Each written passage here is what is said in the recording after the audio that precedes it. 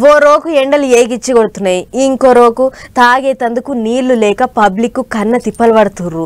మీదికెంచి కొడుతున్న ఎండలకు భూగర్భ జలాలు ఇంకిపోతున్నాయి. పబ్లిక్ కు తాగేతందుకు కూడా నీళ్లు దొరకకుండా అవుతున్నది. రాష్ట్రం అంతటా ఈ ఏడు పబ్లిక్ కు ఇదే గోసైతుంది.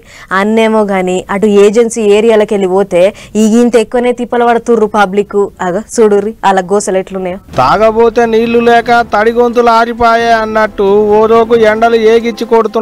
ఎండలకు పబ్లిక్ కు తాగేతందుకు సుక్క నీరు దొరుకుతలేదు. తెలుగు రాష్ట్రాలలో ఎండలు దంచుతున్నాయి. ఇటు ఇక తెలంగాణలోనైతే శపథనం లేదనుకో రాదు. ఈ ఎండలకు భూగర్భ జలాలు ఇంకిపోయి పబ్లిక్ కు తాగేతందుకు సుక్క నీరు దొరుకుతలేదట. అందుట్లా ఏజెన్సీ ఏరియాలకి వెళ్ళబోతే వచ్చే పానం పొయ్యే పానం అన్నట్టే ఖాళీ బిందెలు పట్టుకొని నీళ్ల కొరకు అడవి బాటపడుతున్నారు ఆదివాసీ అక్క చెల్లెళ్ళు. ఊరవతలున్న గిరక బావుల కాడికి పోయి ఇగో ఇట్ట బిందెల నిండా నీళ్లు పట్టుకొచ్చుకుంటున్నారు.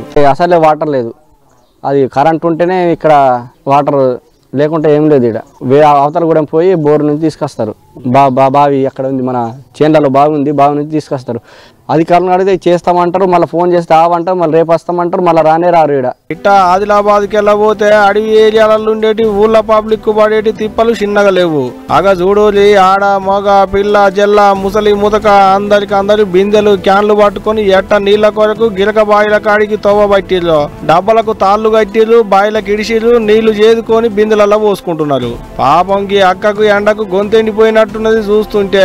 అందుకేనేమో క్యానే లేపి గొంతు దడుపుతున్నది నీళ్లతోని. ఒక్క మనుషులకే కాదు, గొడ్డు గోదకు కూడా గొంతులు దడుపుకునే తందుకు నీళ్లు కరువైనాయి ఆట.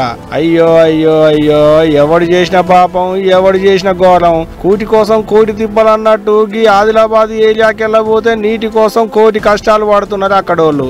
ఎన్నడు తీరుతాయో గీళ్ళ బాధలు, వీళ్ళ బతుకులు ఎన్నడు మారుతాయో చూడాలి గాని ఇట్ట బిందెలు పట్టుకొని శలకల పొంటి నీళ్ల కొరకు తారాడుతుంటేనే పానం దస్తూ ఉంటుంది.